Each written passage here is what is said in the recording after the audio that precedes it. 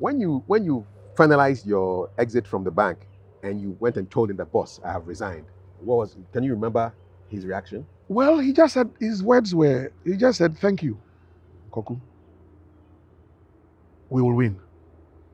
Now, it was with that conviction, he says, Koku will win. I'm very convinced that we will win. And he didn't say, I will win. Mm-hmm. He said, we will win. And Kafui, throughout the period I worked with him, it was the we factor around him that kept me going. Through the campaign? Through the campaign, through his presidency. You went everywhere with him, right? Yes. And leading to the election? Everywhere. Mm-hmm. What were some of the exciting things that you got up to in the campaign? Okay. There was one. Okay. I mean, so he has a son. Mm-hmm. Kofi. Yes. And you know how the politics can be very dirty and all kinds of, And so the opposition was very happy and busy saying that the man had no son. Of course. So that is to question his manhood. Is that not it? So he has no son. Virility, yeah. And exactly. And of course, so Kofi comes on holidays from the UK where he was schooling. And immediately Kofi arrived, Prof knowing who I am and that I lose no opportunity to make a point, called me and said, Koku, I know you. I don't want my son to be part of this thing. So you are not going to make my son an issue. Leave my son out of the politics. I said, yes, sir. But no way. I was not going to miss that opportunity. You told him? No, I didn't tell him.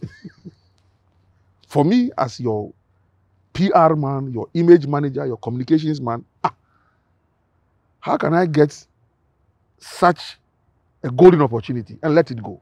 To hit back at the opponents. So I remember specifically, we went to Ejumaku, Enyanesian. Central Region. Constituency. Isaac Edumaze was the then MPP MP for there, and we wanted to take him out. Also because Edumaze used to work with Prof at IRS. And the story Prof told me was like, look, the way he kind of held Edumaze's hands to try and help him climb up the ladder at IRS. Now, because of politics, Edumaze is able to call Professor Mills a chamber pot. And that's one of the things that really hurt Prof. Really hurt him. Edumaze can refer to me as a chamber pot because of politics. Isaac Edumaze. So once we found ourselves in that constituency and his son Kofi had come, I said, well, I know what to do. But that's what I also do very well. I always, as it were, take decisions with people so that in case of any eventuality, I'm not on my own. So I conspired, that's the word. I conspired with certain key personalities around the candidate, actually, and gave them reasons why Kofi must become news. So that people know that the man has a son. And so he's not what the opposition is saying he is, vis-a-vis procreation. Of course, I had my own paper, the Ghanaian Lens. So with Kobi Chiagbe, we hit it. Became big news. And my boss was mad. Because he expressly told you He told, don't do it. I know you will do it. Don't do it. But I did it for good reason. So, he said, I don't want to see you in the office again. That's the end of the relationship. You disobeyed me. And that's it. And I said, well, sir, thank you for the opportunity to serve you. I meant well. And I'm always available. I'm off. Of course, I dropped a tear or two. Strategic or what? Strategic. Strategic. I mean, it's PR now. Shakespeare. Well, it's a stage. Yeah? So, I mean, but knowing very well that the people I had conspired with who helped me. So that's the importance of having people being on the page with Exactly. Because I made them understand. The man says I shouldn't do it. I don't have the luxury of time to explain to him why I have to do it. But I will do it, there will be a fallout. When there's a fallout, please back me up. Back me up, because I'm doing it for good reason. And so now it was their turn to operate. You could have been a general, you know, like your dad. Well, I'm flattered.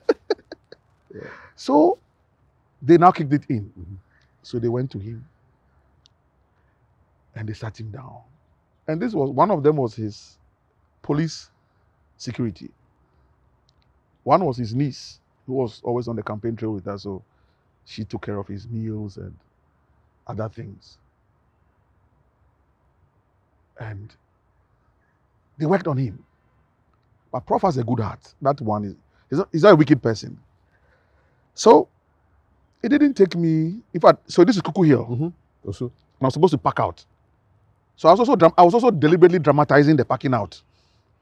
So stretching it, knowing that these people were working on him. And I'm carrying one box. And everybody, of course, everybody in the outfit is sad. I mean, Koku is going. Why? So then, around, and I'm dramatizing it. And before I could say Jack, he said he was calling me. So I went back upstairs, still with my eyes watery. And then, look, Koku, I told you that I didn't want this. I don't want my son to be dragged into this politics, this, that. Look, this is your first and the last. Then I knew that, that my salvation had come. You know, and that experience. And going forward, I had a brawl with another NDC person. Not a brawl. Okay, but we had differences. And the person was so sure that because she was kind of senior, no matter what happened, Prof was going to rule in her favor and get rid of me. But in the process, when Prof began to narrate what I did to him, to make the point that, look, when it comes to Koku, and when it comes to taking decisions on my behalf, his judgments are pure. If in the process he has hurt you, please forgive him. He meant well. He meant well. Kafui, honestly, I couldn't believe it. Because I said, he's done it to me myself. I told him not to do something. He went ahead and did it. I was very angry. But upon sober reflection, I realized that he meant well. So he has offended you, I know. But it is because of me that he has offended you. He meant well. Please forgive him. And Kafui, some of these moments continue to last on my mind. And so for me, working for him, God forbid that I would ever betray him. And I thank God that 11 years down the line, on a daily basis, either Ghana, outside Ghana, at the barbering shop, washing bay, in traffic, supermarket, I meet people on a daily basis who just walk up to me and say, God bless you. And I don't know them. God bless you. God bless you. God bless you. Especially after last year when Asomdwe Park got commissioned. People realized that, wow, is this what you were fighting for? Kafui, somebody has to do it. And I'm happy that I carried that cross. And yeah, that's it. Obviously, there are people who resent your closeness to Professor Mills. Where do you think that is coming from? Well, when of course it didn't start with me. I'm sure over the whole spectrum of human existence, it's always been like that. I mean, people have been beaten and flogged because of their loyalty to their bosses. For me, I think it's a loyalty. I've heard people say that you love the Prof more than your own father. It's not possible. it's not possible that I will love the prof more than my own father. But this is a working relationship. And I've seen my father as an army general, of course, then an officer before a general, mentor so many young officers. And when they meet him, what they say about him and the way they eulogize him, we, his children, are unable to do that because we never worked with him. So in the work environment, it is different. So my relationship with Prof is in the work environment. But of course, in the home environment as my father, he has a special place. But I know officers, I know people who worked with my father, and when they meet you, like, yeah, father, what? It wasn't because of your father. I wouldn't have done this, so I won't be where I am. And that's how he also managed himself within his work environment. Did you get the feeling that you were Prof's favorite amongst the team? No, certainly I was not, the rant of the litter. But I can't say I was a favorite. So I was not any work, as we say on Legon campus. No. He valued what I did. He respected what I did. He respected how I managed my space. And that was it. But otherwise, everybody else had his or her space around him. For example, Professor Wono was chairman of Council of State. Henry Martin Newman was chief of staff. Mr. James Beba Akumenza was secretary to the president. Ambassador Kankanda was director of state protocol. Using just these four personalities. Because then, almost on a daily basis, Kafui, there was no way the president was going to allow me to step on any of these toes. Never. Then, there was a vice president. So if the president was not going to allow me to disrespect his chief of staff, secretary to the president, director of state protocol, how was the president going to allow me to disrespect his vice president? So there was a atmosphere of respect. It was like a boarding house. The relationship was there.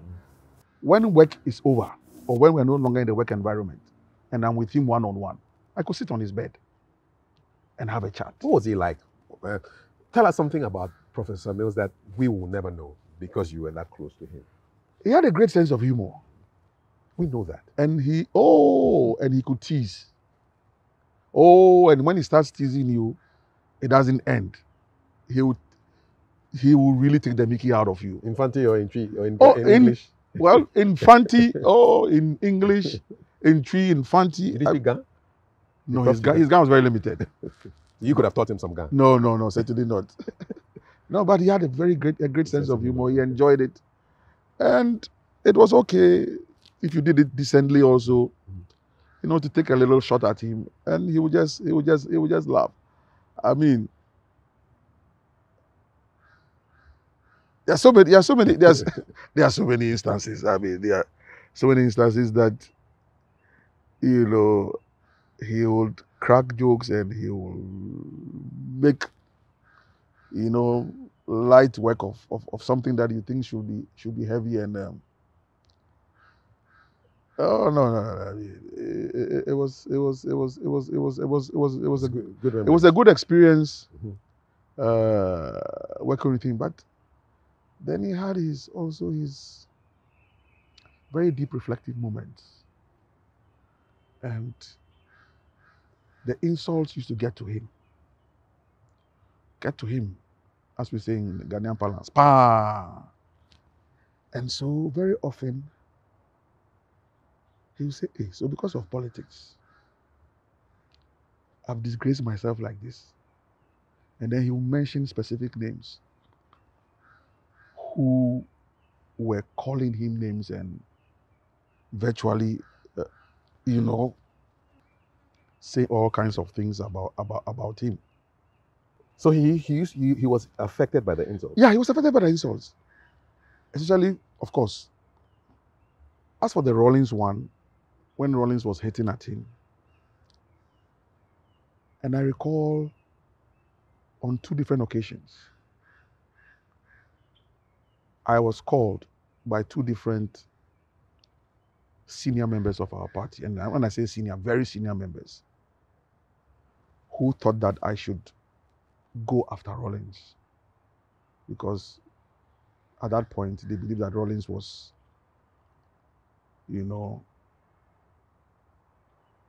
pushing it too far in terms of taking a shot at the president. What was the issue that President Rawlings had with President Mills? Well, the issue, of course, I got close to Rawlings towards the tail end before he passed, and everybody knows that one. I remember in our conversations, Rawlings' issue, as he told me,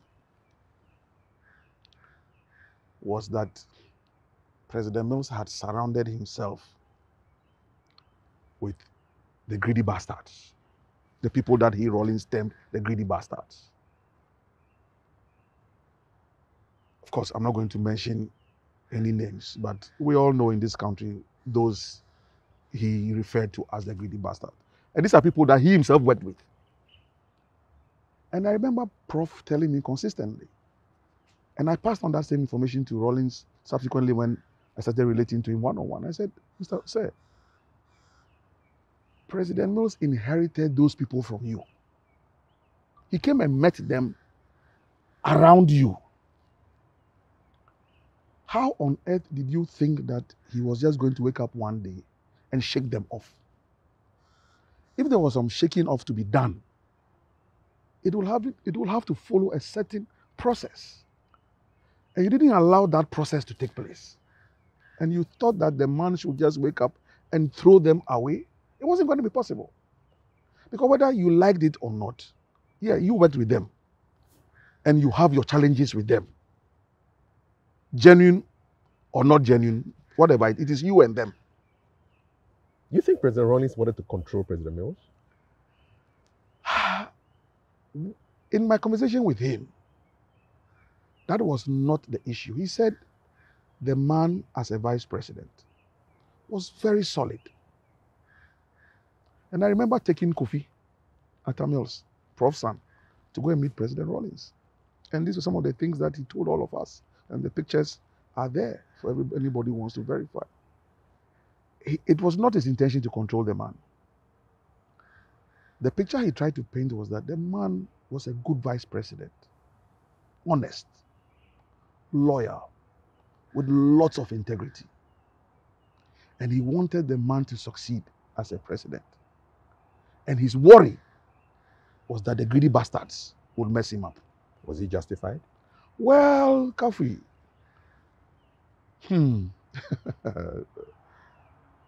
was he justified? I don't know. But hey, he was president for 19 years. Somebody became his vice president, and some of these people worked with the team. He leaves office, and then maybe he begins to see certain things that me, I cannot see. I was not in government with them at the time. So obviously what he will know, I will not know. And like they say in our in our language,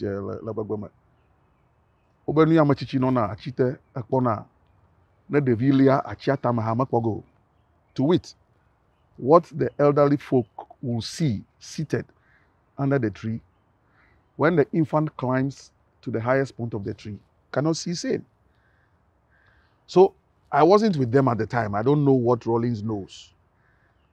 But he seemed to be passionate about that feeling that for President Mills to succeed, he had to get rid of those people. And did he tell President Mills directly? Good. Those are the issues. And I remember telling him one-on-one that said, so why didn't you find better ways of passing on this information?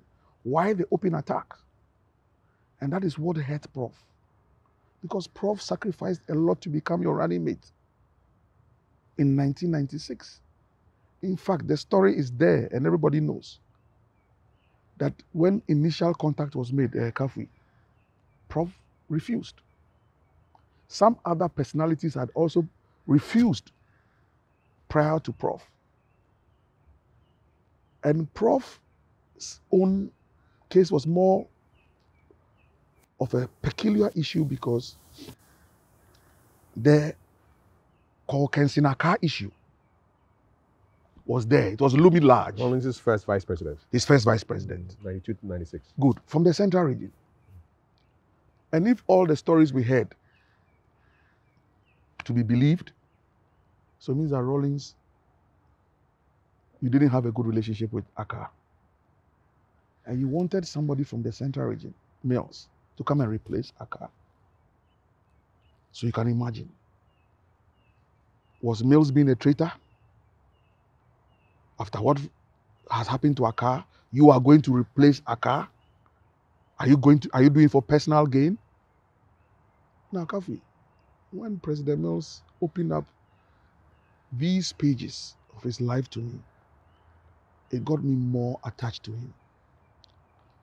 Now, if President Mills had not agreed to be Rawlings' running mate at the time he did, Rawlings would not have qualified to run for the 96 elections because per our electoral rules, it is a ticket.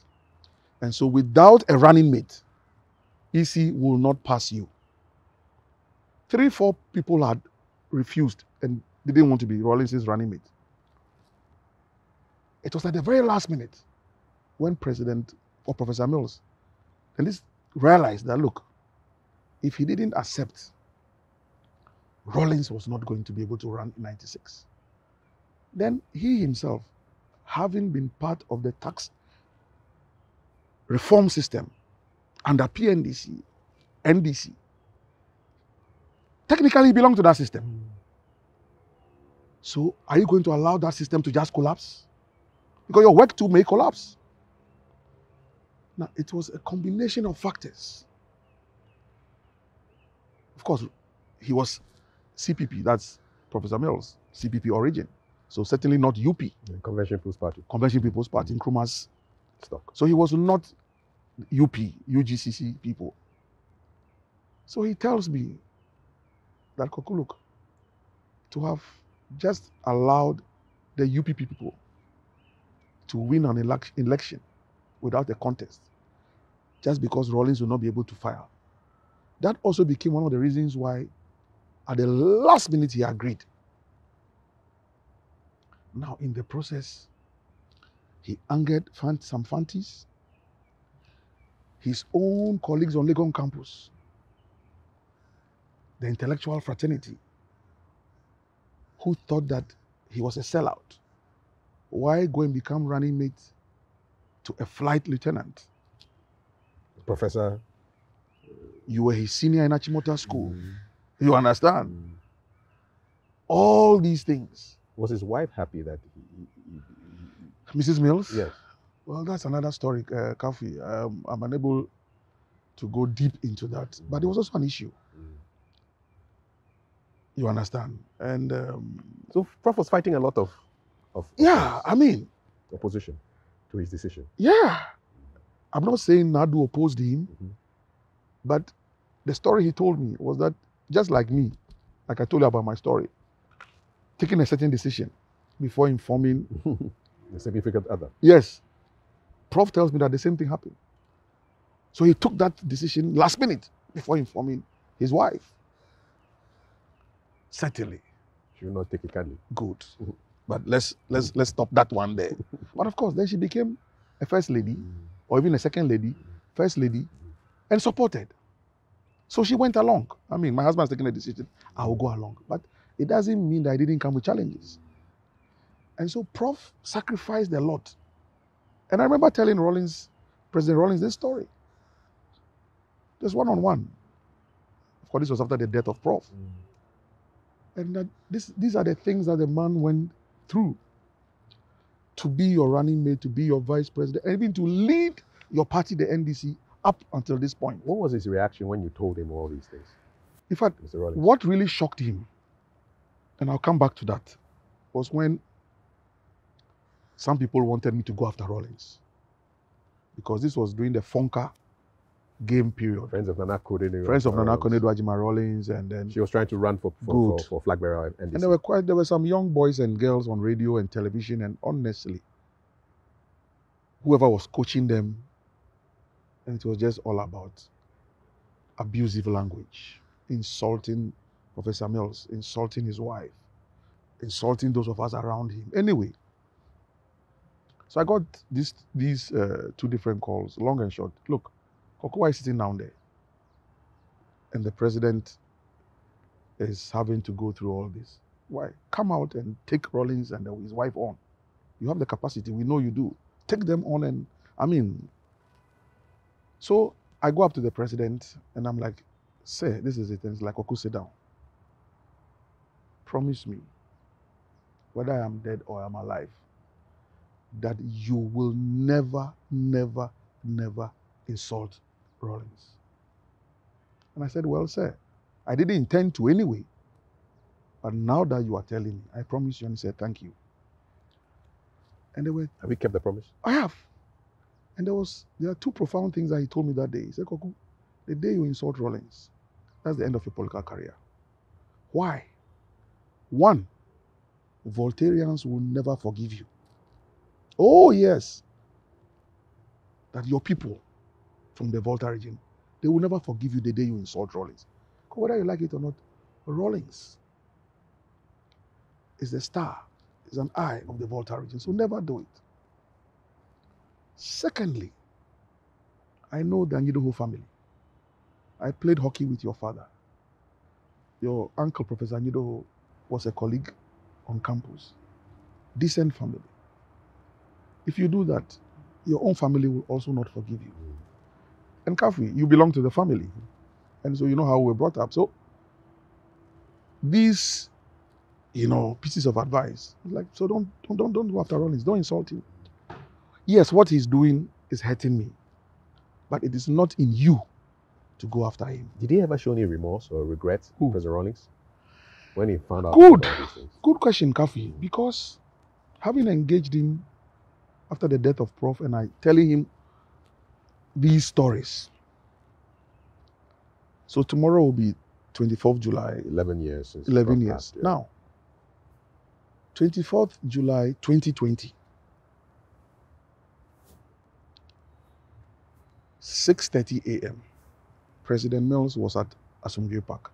Sorry, President Rawlings was at Asumdwe Park. Now, after the burial of President Mills in 2012, he had never set foot at Asumdwe Park. But I begged him, and I said, "Sir, this year, with all due respect, why don't you come to Asumdwe Park?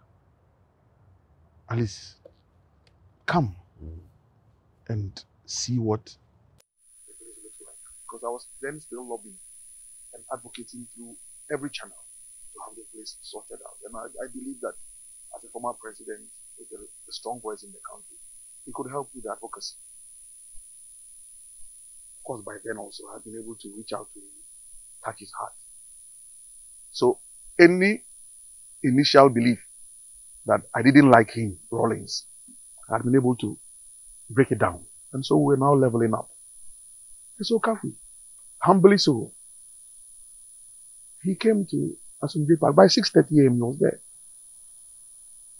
Now to the remorse bit.